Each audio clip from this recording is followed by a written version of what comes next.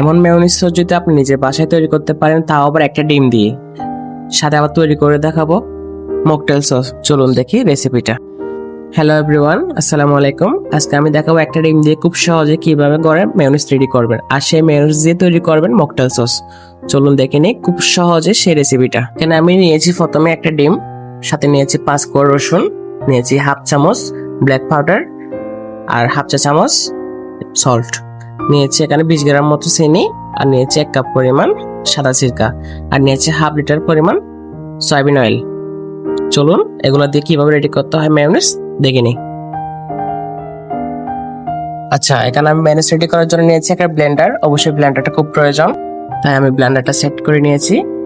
এখন আমি ব্লেন্ডারের মধ্যে দিয়ে দিব যে মুরগির ডিমটা নিয়েছিলাম মেয়োনিজটা রেডি করার জন্য আগে থেকে, সেই ডিমটা আমি এখানে খুব সুন্দর করে ফাটিয়ে দিয়ে দিব, যাতে এর ভিতরে খোসাটা না পড়ে। ডিমটা দেওয়ার পরে দিয়ে দিব চিনিগুলো, যে চিনিগুলো আমি নিয়েছি সেই চিনিগুলো আমি ডিমের সাথে দিয়ে দিব। এরপরে দিয়ে দিব দুধ পাউডার। আমি দুধ পাউডারটা নিয়েছিলাম, এখানে আমি দুধ পাউডারটা দিয়েছি। দুধ পাউডার দিয়েছি 10 গ্রাম মতো। এরপরে দিয়ে দিব রসুন, ব্ল্যাক পেপার আর 1 চা চামচ সল্ট। এগুলোর সাথে মিক্স করে দিব।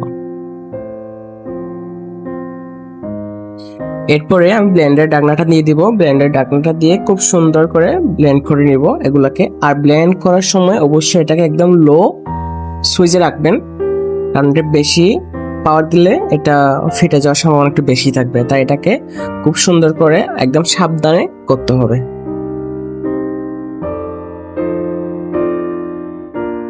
30 সেকেন্ড ব্লেন্ড করার পরে আমি এখানে যে সয়াবিন অয়েলটা নিয়েছিলাম হাফ লিটার, ওটাকে সামান্য পরিমাণ করে দিয়ে দিব। একদম সামান্য সামান্য করে দিতে হবে, বেশি দেওয়া যাবে না, বেশি দিলে এটা ফেটে যাবে।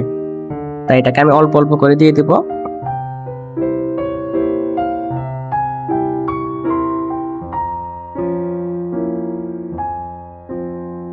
আর যখন এই মেয়োনিজটা মোটামুটি রেডি হয়ে আসবে, সে সময় আমি এই ঢাকনাটা উঠিয়ে নেব। ঢাকনাটা উঠিয়ে আমি এর মধ্যে দিয়ে দেব যে সাদা ভিনেগারটা রাখছিলাম, ওইটা আমি এখানে দিয়ে দিব। ভিনেগার অ্যাড করে দেওয়া শেষ। এখন এটাকে আমি আবারও প্রপারলি ব্লেন্ড করে নিব। এবার কিন্তু একদম পুরোপুরি আমি এটাকে ব্লেন্ড করে নিব, তাই আবারও আমি এখানে ব্লেন্ডটা ছেড়ে দিয়ে আমি আবারও সামান্য সামান্য করে তেল দিয়ে দিব।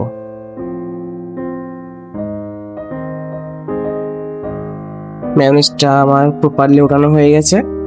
আপনারা দেখতে পাচ্ছেন খুব সহজে একটা ডিম দিয়ে বাসায় রেডি করতে পারেন এরকম চটপট মেয়োনিজ। সাথেও অনেক সুস্বাদু এটা, আর এটা যে কোনো ভাজা পোড়ার সাথে বাসায় একবার হলো বানিয়ে ট্রাই করে দেখবেন।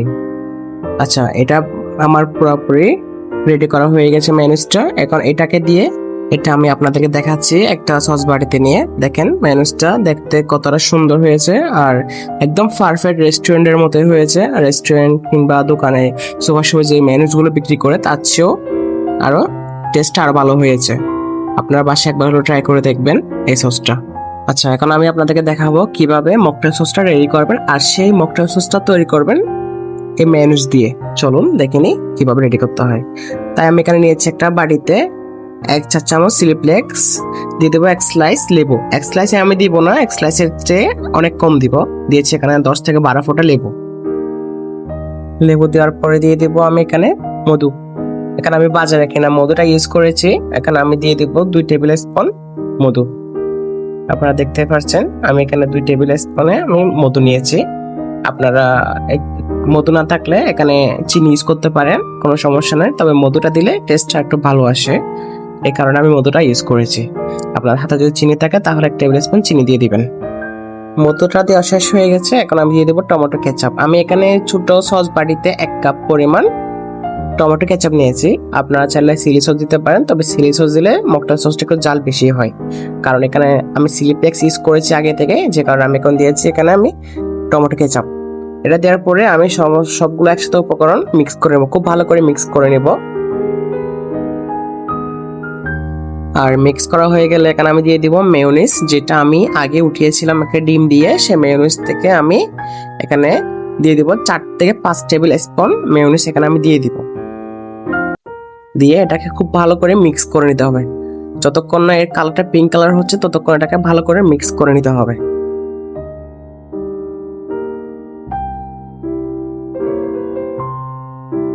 সসটা পুরোপুরি রেডি হয়ে গেছে এন্ড পিঙ্ক কালার হয়ে গেছে। আপনারা চাইলে খুব সহজে এরকম সস নিজের বাসায় তৈরি করতে পারেন। একটা ডিম দিয়ে 2 রকমের সস, খুব সহজে আর খুব স্বাদে যে কোনো ফ্রাই আইটেমের সাথে এটা রেডি করতে পারেন, খাইতে পারেন, খুব ভালো লাগবে আপনাদের।